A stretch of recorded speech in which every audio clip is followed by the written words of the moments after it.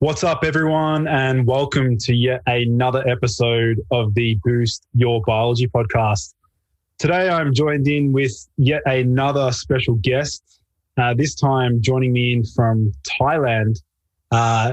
He goes by the name Dr. Tony Huge. So, Tony, welcome to the show, man. Yes, Lucas, thank you. I love your channel, and I love biohacking, and so I'm excited to learn from each other. Awesome, man. So do you want to give my listeners a bit of a background into, I guess, your journey from, I think you said your very first career job was as a lawyer, and now you've transferred over from that into developing supplements. You're very well known in the bodybuilding community. So do you want to sort of share to my listeners a bit more about you? Okay, quick background. Yeah, and I'm just waking up right now. Modafinil is just kicking in. Caffeine's just kicking in. Alpha GPC and lion's mane is just kicking in. So pretty soon I'll be really with it mentally.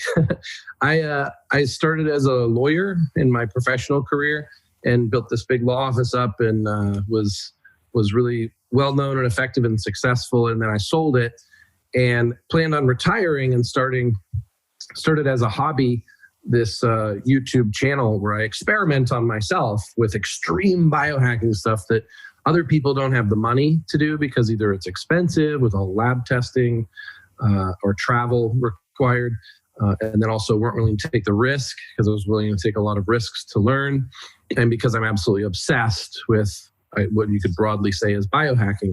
That obsession of biohacking started when I was 12 years old.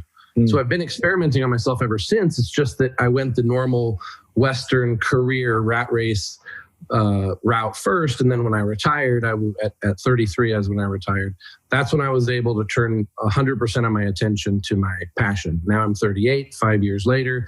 So I built some supplement companies and some other businesses related to biohacking in the fitness industry to finance the further experimentation in the field. Now I'm in Thailand because I want to get outside the matrix of Western civilization. It gives me more freedom to experiment on myself and live a lifestyle of more freedom and in a place that respects biohacking and bodybuilding more. Awesome. Yeah. So do you want to maybe, for my listeners, I guess, was there a particular moment where it sort of put you on the map? Was there any particular experiment or anything that sort of put you on the map in the whole bodybuilding space? Yeah, there's quite a few, but the first big one that went viral was my DNP Diaries series, which is not on the internet anymore because it's highly censored. And my initial motivation in doing it, because remember I was retired at the time, was actually political. I have really strong political views that basically just promote freedom, and against control and in favor of a smaller government and more individual liberties, less interference in our life, especially medical freedom. So I started DNP Diaries because I knew biology, chemistry, and the human body really well as far as the physics of it. So yeah, I might not be able to tell you what specific chemical compound does what in the body, but I understand how the body works because I've been studying this stuff since I was 12 and reading the Gray's Anatomy book when I was 15, right? But that kind of obsession. So I did the DNP Diaries to show people that what they heard and learned about DNP was a complete farce. It was media sensationalism. It was fear-mongering in order to prevent people access from a drug that I won't say all the benefits that it does, but it's an absolute game changer. And if more people had access to it, it would completely change the world as far as health and longevity and performance and aesthetics. So I did the diary series and it went really well. And people watched how well this compound worked on me and how healthy I was with all my lab work. And then other people started experimenting. And of course, I became obsessed with it and became the knowledge and the resource on that compound. And then I moved to the next compound and the next compound. And I just kept experimenting on myself with what people consider in the mainstream dangerous compounds. So with DNP, because I know a lot of my listeners, this might be a brand new sort of compound they've never heard of. I'm quite well versed in what it does, but do you want to explain just a little bit about what it's primarily used for? Fat loss and it causes your body to use energy as heat, the same way an animal, it needs to burn calories to keep itself warm in the winter months. So people have heard about brown fat and the body's ability to burn fat into heat. And that's what DMP does, but it does it through every cell in the body, not just brown fat. Mm-hmm. So you get the brown fat effect everywhere. And the risk, and what you see when you look up online about it, is that you take too much and your body temperature goes too high. And there's no limit to how much heat your body can produce. So if you overdose, then you die of hyperthermia. Your organs start cooking. And that's very rare, and people don't realize how many people use it. And if you looked at aspirin or any other drug, I think you'd have a higher incidence of injury than you have with DMP. But because DMP is used for enhancement, and because it does threaten the mainstream supplement industry and the mainstream medical monopoly, that's why it's highly censored. Mm. So let's sort of, let's sort of transition over into some of the other, some other novel fat burners that you've used in the past. I'm just curious to know other things you've experimented with that can really accelerate fat loss. Okay. So since you used the word novel, that would mean sort of new and exciting and different than what's in the mainstream. So I guess the least novel types of things would be on the stimulant side, because more people know about that. So that would be like clenbuterol, salbutamol, which is like the inhaler albuterol. Those are extremely effective and used in bodybuilding. So I've used those extensively. You've got higamine and synephrine and all these other fat burners that are semi-mainstream and getting sort of banned. But then when I look at fat loss, there's things that burn fat, there's things that release fat, and there's things that prevent you from gaining fat. So if I'm trying to do an extreme fat loss protocol, I'm looking at stacking compounds from each category usually. So like releasing fat, let's say, I'd be looking at things like growth hormone. Burning fat, I'd be looking at mostly things like stimulants or uncouplers like DMP or other things like that, green tea. And then preventing fat storage would be things like appetite suppression and nutrient partitioning, things like the Slin pills, for example. So I guess when I break them into those categories, the thing is there's so many compounds under each category, but that gives us some context. Yeah. So with the, because I know I've mentioned glucose disposal agents to my audience quite a lot, and I've experimented with many. Sometimes, I've utilized metformin every now and then just to sort of see how I feel. But I want to discuss more about some other GDAs and specifically focusing on the Slin pills because I'm always looking for various GDA stacks and things like that. And I know you offer one that's like a really quite a comprehensive stack. So do you want to talk more about Slin pills and what they do? Yeah, so when you said GDA, that's glucose disposal agent, that means getting rid of sugar in the body, which is a great approach for people that want health and longevity, don't want to have to diet that hard, want to get their insulin sensitivity back, treatment for metabolic syndrome, type 2 diabetes. But I'm more interested in nutrient partitioning and insulin mimetics, but they're all related. And a metformin, for example, I think of as 50% glucose disposal and 50% insulin mimetic. So it's optimal for longevity, health and longevity, but it's not optimal for bodybuilding or putting on the most amount of muscle. So I started researching insulin mimetics specifically, not glucose disposal agents, but what compounds act more like an insulin mimetic or a nutrient partitioner to push more calories into the muscle in addition to all the benefits that metformin has. And that's when we came up with the Slin pills. And on the back with the formula, it's got a lot of ingredients. I'll talk about the biggest misconception. The biggest misconception is that the berberine is the main. So I mean, it is the most well researched. It is highly effective, and most doctors who review the research will say that it has many advantages over metformin. And if it was a prescription drug, they'd probably be prescribing it as much or even potentially more than metformin. But it's also like metformin in that it's a glucose disposal agent and insulin mimetic. And some of the other compounds in here are a little bit more on the insulin mimetic and nutrient partitioning side. So this supplement has a bunch of different compounds that work through a bunch of different pathways to open up the muscle cells and make the muscle cells more receptive to carbohydrates and blood sugar, and try to make the fat cells less sensitive so that every calorie that we eat from carbohydrates mostly is more likely to go into muscle than to go into fat. Yeah, look, one experiment that I've been playing around with is got myself one of those CGM devices, glucose monitoring devices, and I was playing around with some GDAs and things like that, the walking treadmill desk, as I was telling you before.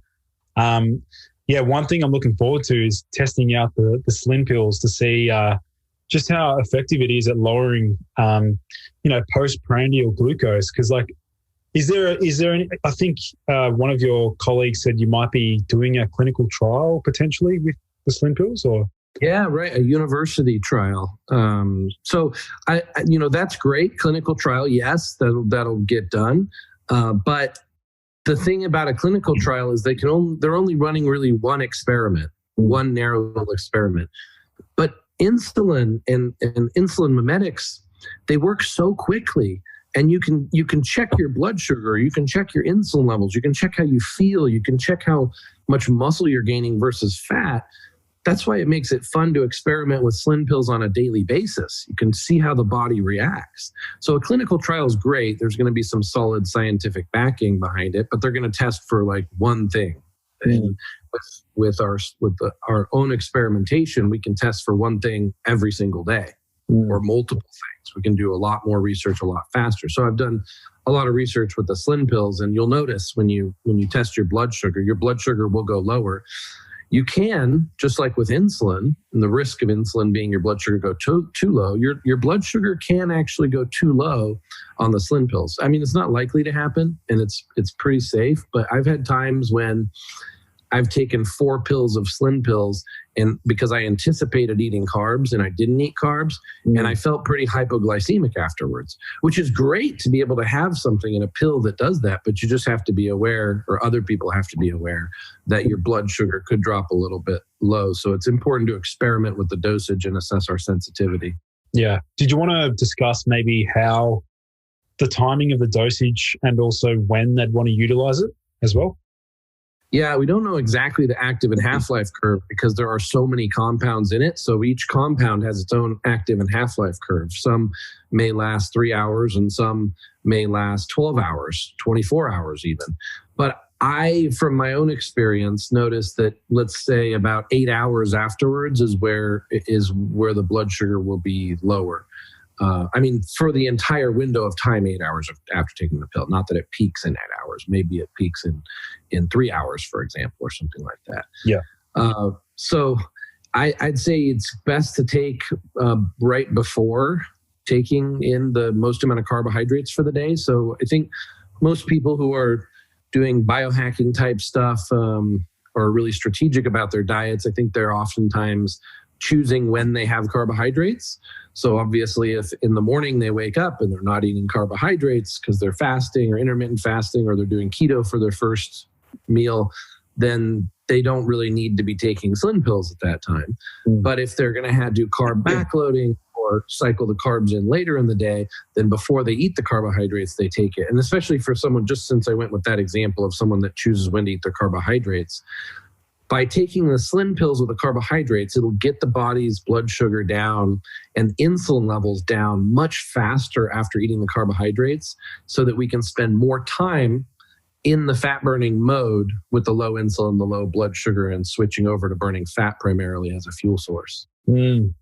Yeah, I'm looking forward to experimenting with that because I've used like DHB and some other GDAs and things like that, and I've seen, some pretty dramatic, even with high dose biotin, which is, it's used for hair loss, or just for supporting hair growth. I used a ridiculous amount, like 10 to 15 milligrams.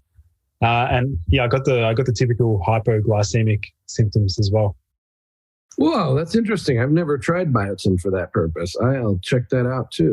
There is a study in like type 1 diabetics where it completely lowered their insulin requirements, which was crazy. Wow. Yeah. Okay, cool. I'll check that out too. So the Slin pills, I'm looking forward to. I'm just curious to see how, just in terms of like how quickly it's going to act in terms of like the blood sugar lowering effect. But then obviously getting a lot of because with the berberine and the other compounds, a lot of them would be working through the microbiome as well. Like we don't have much, evidence and things like that, but we're starting to learn that metformin is working through increasing Akkermansia, which is healthy gut bacteria. So it will be very interesting to see that. Yeah. So I respond okay to metformin, but a lot of people get a lot of gastrointestinal issues. They get gas, they get bloating, they just feel like as if they ate something that they have a negative food sensitivity to, or that or like the symptoms of candida where they have bad bacteria overgrowth in their intestines from it. And I think that's because it's causing excess blood sugar to end up further down the intestinal tract. I would assume that's the type of symptoms that they're getting from it. Yeah. And then it causes people to also urinate some of the glucose, which can cause, which is common here in Thailand, that I just got cranberry extract for, actually, urinary tract infections, which is no fun if you're super highly sexually active in Thailand. Yeah. So that's another reason why the Slin pills, a lot of people prefer it over metformin. Cool. All right, let's transition over into arachidonic acid, because that's one that piqued my interest. I've always been looking for things that can actually deliberately make me more sore, like whilst like after post-workout. I'm under that old fallacy, that old myth of if you're not sore, you haven't trained hard enough.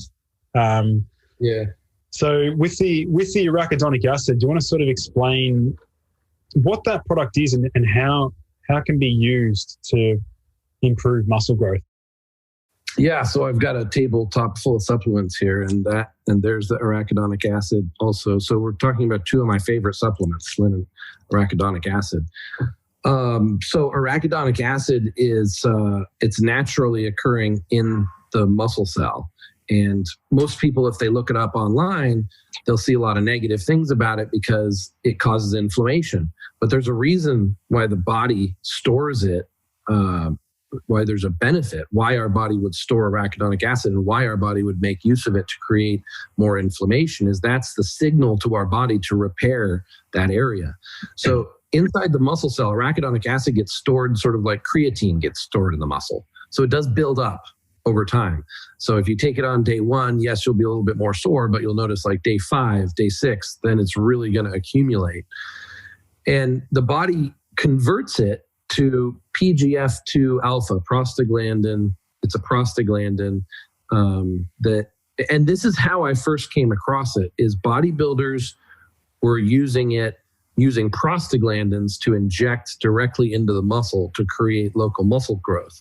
And that is not something I'd recommend to most people. That's extremely hardcore. That can come with its own side effects. But for me, I don't want to inject every muscle in my body with prostaglandins, especially the closer you get to your intestines with the injection, you get violent diarrhea. That's a side effect of it, right? So I don't want violent diarrhea, and I don't want to have to inject every muscle in my body. So it's like, how do I increase prostaglandins in the muscle? Well, what the body makes prostaglandin out of is the arachidonic acid. So take more arachidonic acid, get more prostaglandin, get more inflammation, get more soreness.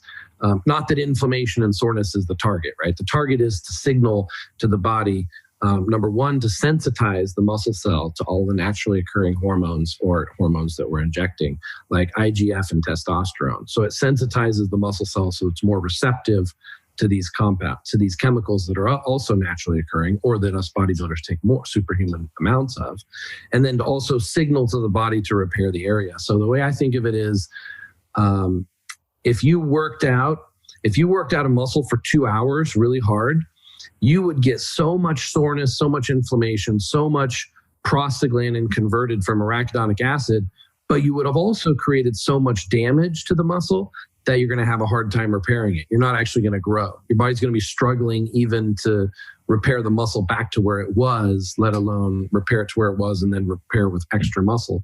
So if you can trick the body into thinking that you created more damage than you did, but actually create less damage, so train that muscle for 40 minutes, but use the arachidonic acid to make your body think it was trained for 2 hours, then your body's going to exaggerate the healing process also and create more muscle and create more strength.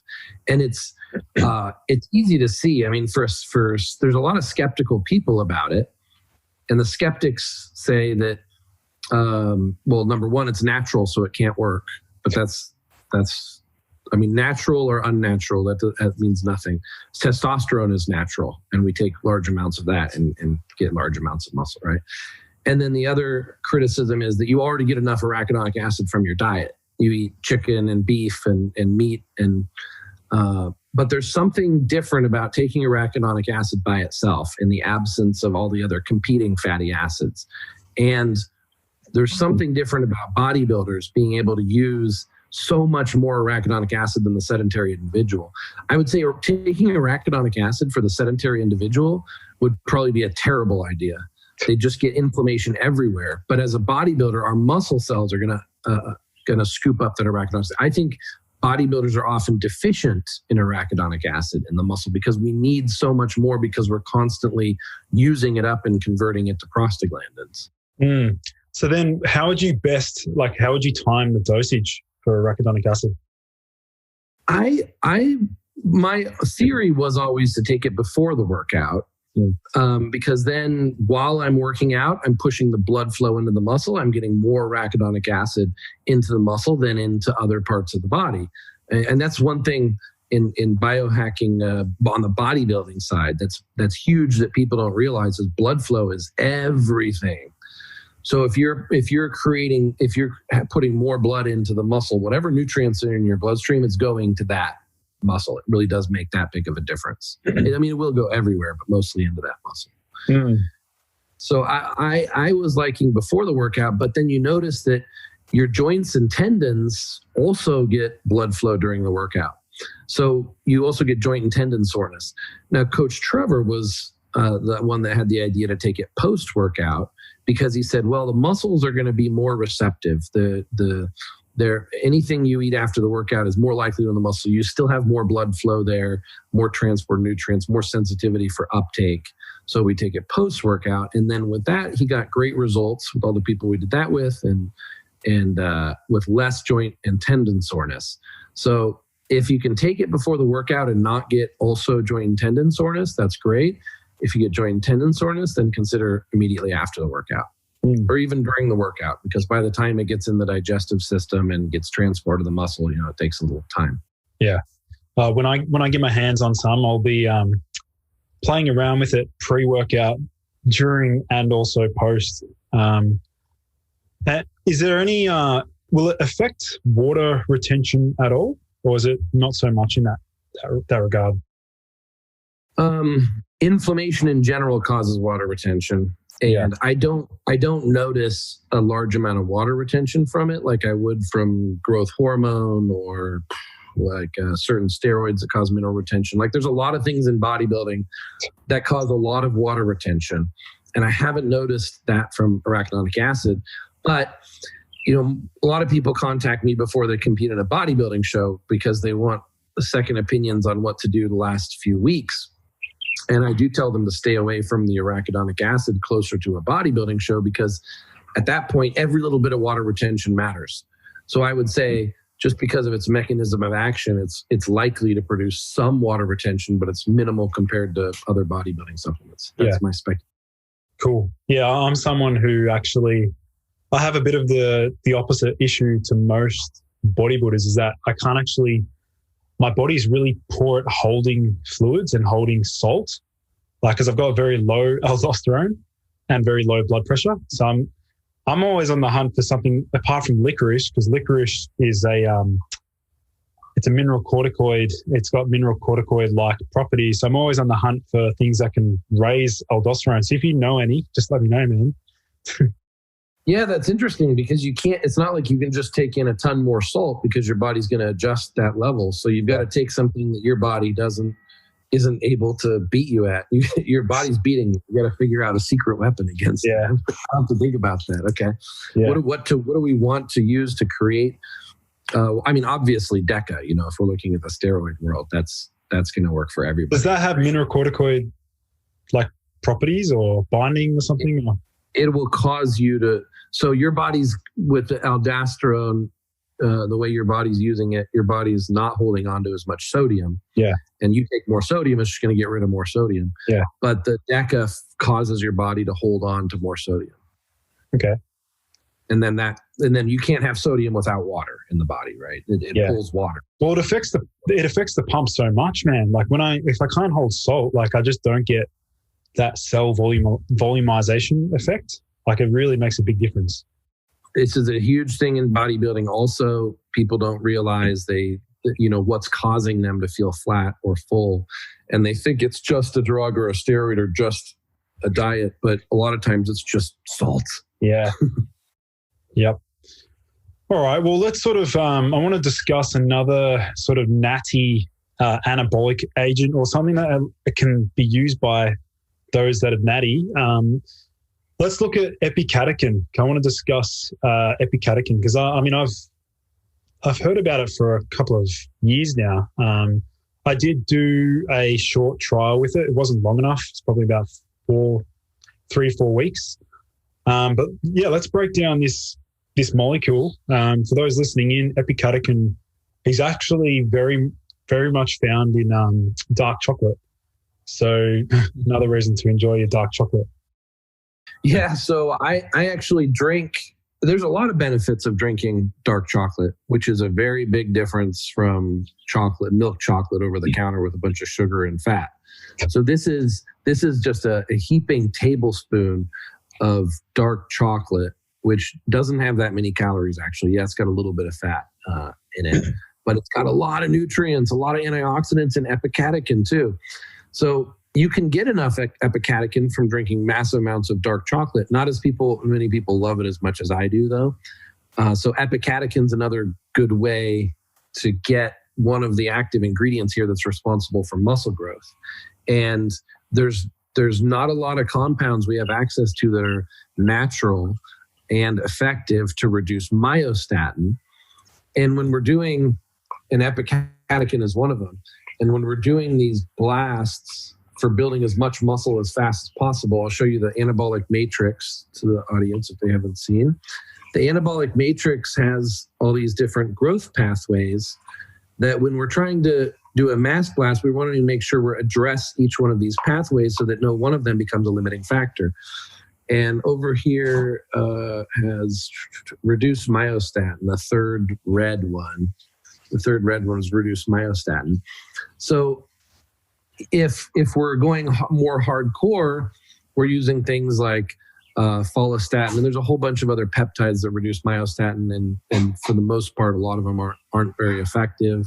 And then YK11 is SARM/steroid that is very effective at reducing myostatin, but it also comes with the side effect of aggression and testosterone suppression, and potentially some of the other side effects of steroids in general. So epicatechin is our most effective way to lower myostatin, which increases muscle mass, makes it easier to hold more muscle mass, or increases the ceiling of how much muscle mass our body can grow and hold, but from a natural route, so that we have less to no side effects. Well, no side effects that I know of I don't think there's any side effects I've ever seen or experienced from epicatechin. The drawback of it is it takes more of it.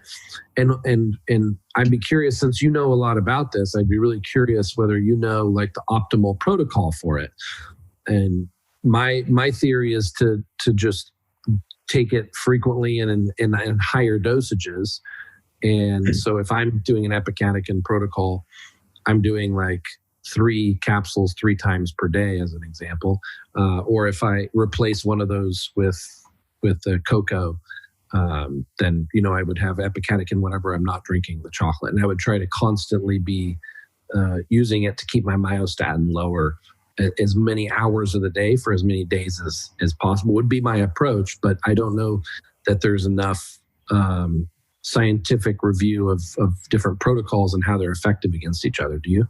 No, but I know that majority of the research on Epicatechin is for muscular dystrophy, which is like muscle wastage or some sort of muscular disorder. It was shown to be very effective orally. That's what caught my attention. Like, right, we're able to find an oral compound that's naturally derived that can be bioavailable, get to the target tissues and actually inhibit that myostatin. And what's unique about it is if people go ahead and Google search myostatin deficient dogs or animals, have you seen the photos of how ridiculously jacked they are? Yeah. It's crazy. Yeah, that's right. And it is the holy grail of bodybuilding. And people also don't realize that the steroids we use and other compounds, one of the reasons why they're effective is because they do reduce myostatin. So steroids reduce myostatin. The problem is the body catches on to this. The body learns as far as from a steroids pathway. And also the more muscle we have, the more we have to deal with myostatin. So if we have if we already have a lot of muscle, it's harder to gain even more muscle. And so that's when reducing myostatin comes in handy a lot. And now someone who's already been on steroids and they've already lowered their myostatin, now their body's caught up to the amount of myostatin they have, and they have to start looking outside the box on other ways to reduce myostatin if they want to progress faster. Of course, another thing for perspective, anybody can make a lot of progress over a very long period of time using discipline and committing themselves to a goal every day. But I think the difference with people like you and me, we want things a little bit faster. We realize there's an expiration date on our life. There's a lot of things we want to accomplish. We get bored if things happen too slow.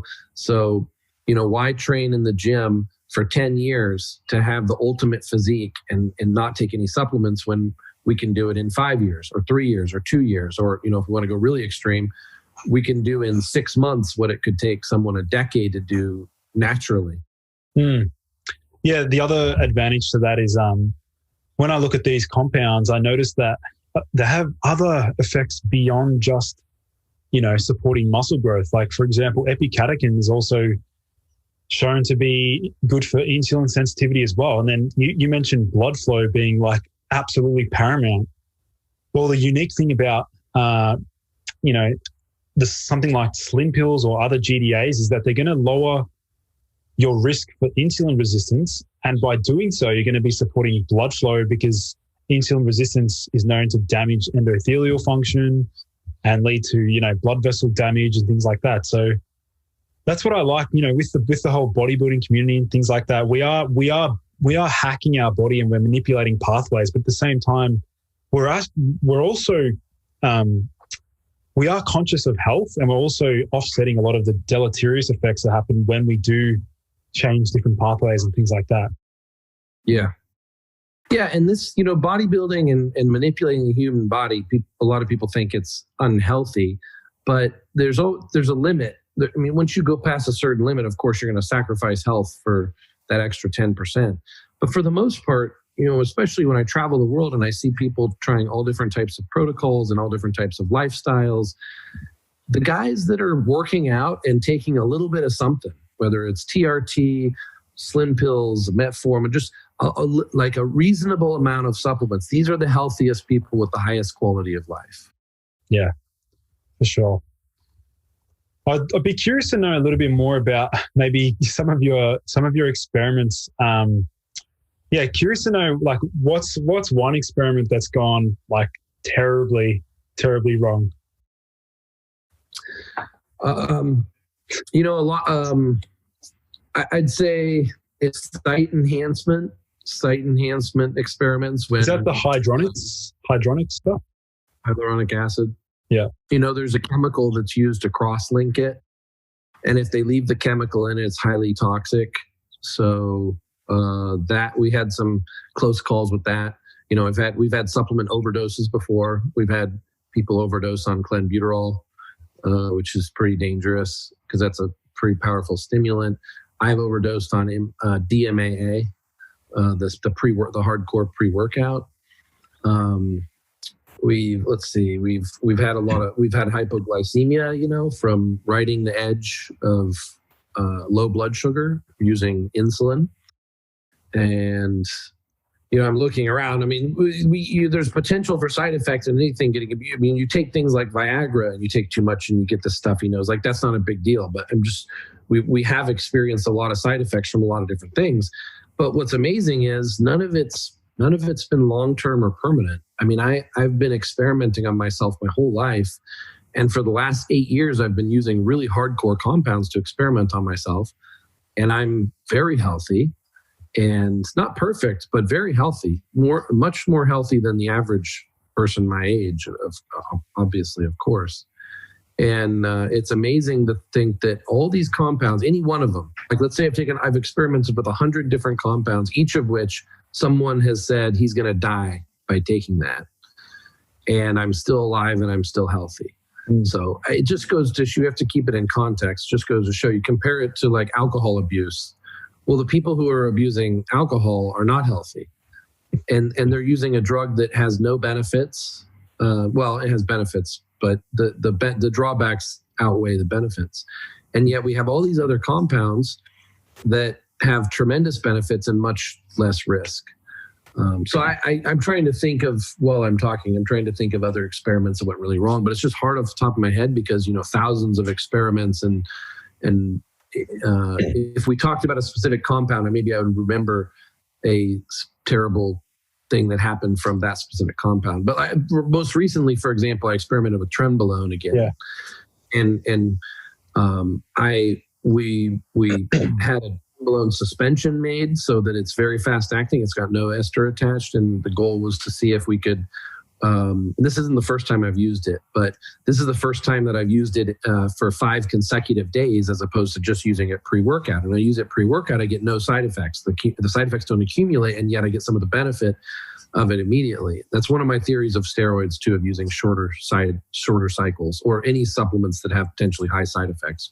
Shorter cycles, get the benefits and get out before the side effects accumulate, because the human body, for the most part, with most side effects, can deal with a small amount of side effects for a short period of time. It's the chronic abuse of the body and it's chronic abuse of a side of not treating a side effect early that really causes all the problems. So with the trenbolone, not that it went wrong, but what we learned was side effects still do accumulate with tren suspension, even though the half-life is shorter, even though there's certain hours of the day where the levels may be very, very low in the bloodstream. So it was enough to accumulate trenbolone-like side effects. Right. Just out of curiosity, do you run any sort of liver protective supplement or anything? Because I'm a huge fan of, I use artichoke extracts. I use glutathione every now and then. Started falling in love with TUDCA as well. I don't know if you... Yeah, here, I'll show you. I got one here. Sweet. So this is a Swiss Chem's TUDCA.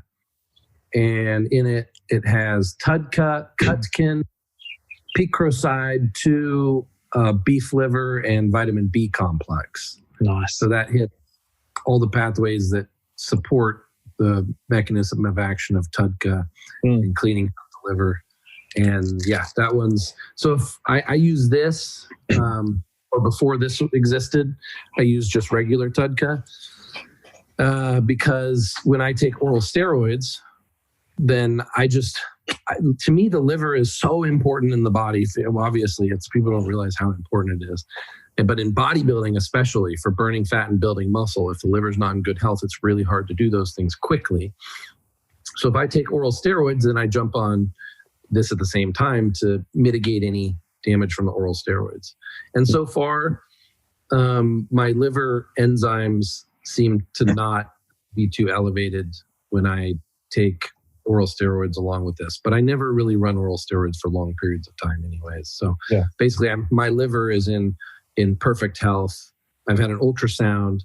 I've had liver tests, gamma GT constantly, and AST and ALT. And I believe it's because I take things like Udka that my liver is so healthy despite all the chemicals I experiment with.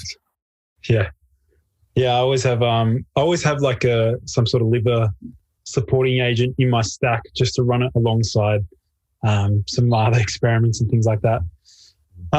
But I think that pretty much wraps up today's episode, Tony. I wanted to give my listeners a chance to, for those who've like heard about some of the compounds we've mentioned, I'm going to be linking them below if they want to check them out. I've got them listed on my website. So you guys, if you want to learn more about the research and things like that, I'll be doing videos explaining more of the science and more of the pharmacokinetics and things like that on each of the compounds. So Tony, did you have any last words, any final quote or something for my listeners at all? Be swell and swole, friends of freedom, pioneers of human evolution. Awesome, man. Well, thanks everyone for tuning in to the Boost Your Biology podcast. And if you have any questions, feel free to leave a comment below. Otherwise, Tony, I'll see you soon, man. All right. Bye, Lucas.